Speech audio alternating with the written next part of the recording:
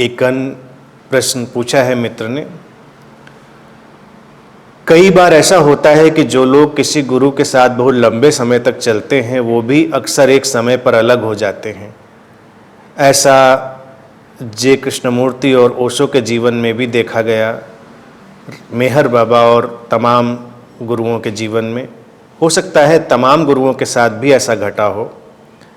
मृत्यु अगर साथ छूटने का कारण हो तब तो ये ठीक है, एक्सेप्ट हो जाता है, नहीं तो बात समझ में नहीं आती। कृपया कुछ कहें।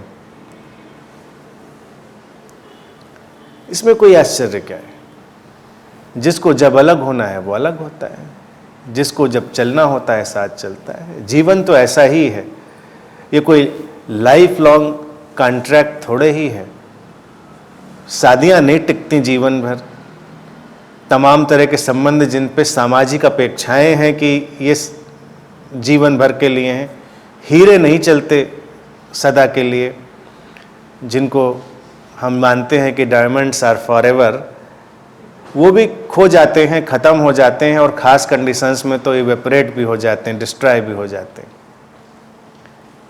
कोई भी चीज़ यहाँ हमेशा के लिए नहीं है। प्रेम शाश्वत है अगर है तो, और अगर नहीं है तो फिर उसकी चिंता भी क्या करनी। अगर प्रेम है तो तुम्हें कोई और चिंता नहीं करनी, और प्रेम नहीं है तो तुमको फिर चिंता करनी ही नहीं टिकने और न टिकने के संबंध की। मृत्यु ही अलग करे ऐसा तो क्रिश्चियन मैरिजेज में ये बात बोली जाती है। हम लोग तब तक के लिए साथ हो गए जब तक हमको मौत अलग ना करे, लेकिन वो भी अलग हो जाते हैं, उनके भी सब अलगाव घट जाते हैं। तो गुरु शिष्य के संबंधों में ऐसा कुछ नहीं है। वास्तविक रूप में देखा जाए ये संबंध है ही नहीं। ये संबंधों से परे की एक घटना है जिसको कोई नाम देना मुश्किल है, उसको डिफाइन करना मुश्किल है। गुरु शिष्य कहना भी एक संबंध बन जाता है। गुरु शिष्य तो लगता है गुरु शिष्य का कोई संबंध है। वो एक ऐसी मिस्टीरियस इवेंट है, रहस्यमयी घटना है जिसको तुम महसूस तो करते हो लेकिन नाम नहीं दे सकते। और जब तक वो रहस्य बना रहता है, तुम चलते रहते हो, सब कुछ वैसा ही रहता है। अब कम देर और ज्यादा देर का तो कोई इसमें मसला नहीं है। कई बार बहुत लोग हो सकते हैं वो बहुत दिन किसी के साथ रहें और कुछ भी ना समझें, कुछ भी ना जाने, तो उनका अलग होना भी लाजिमी है और अलग हो भी जाना चाहिए। झंझट में पड़े रहने से क्या फ़ायदा, बेकार की चीज़ें ढोए रखने से तो कोई फ़ायदा नहीं। लेकिन जहाँ पर कुछ घट रहा है वहाँ तो घट रहा है। किसी जमीन में अगर कोई ऐसे गिरा है जैसे कोई बीज गिरा है तो वो उग आया है, उसकी जड़ें पैदा हुई हैं, उसकी शाखाएं प्रशाखाएं रोज विकसित हो रही हैं, उसमें रोज नई खिलावट पैदा हो रही है, तो वो अलग जाएगा भी कहाँ? धरती में गिरा बीज उससे अलग कहाँ जाएगा? जाने का कोई उपाय नहीं उसके पास। लेकिन कोई सूखा पत्ता पड़ा है तो वो तो हवाओं के साथ उड़ेगा और जहां जाना है जाएगा। भोजन में चम्मच पड़ा हुआ है तो चम्मच भोजन में पड़े होने से उसको उसका स्वाद नहीं आता। भगवान बुद्ध अक्सर ये उदाहरण देते थे कि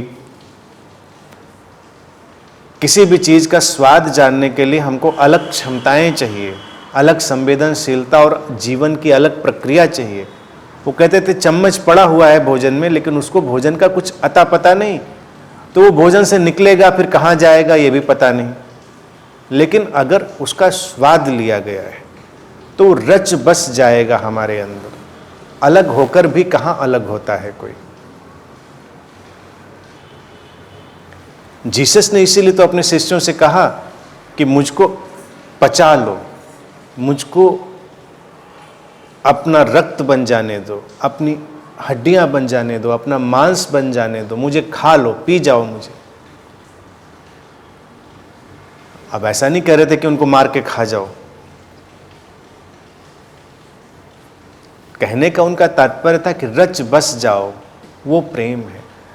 और जहाँ ये रचना बसना है वहाँ ना अलग होने की बात उठती है, ना साथ होने की बात उठती, दोनों बातें नहीं उठती। जब तक तुम्हें ये भाव बना रहे कि मैं साथ में हूँ तो अलग होने की गुंजाइश बनी हुई है। जब ये भाव भी खो जाए कि साथ होना ये क्या चीज़ होती है, बस हैं, तो फिर अलगाव कभी नहीं घटता।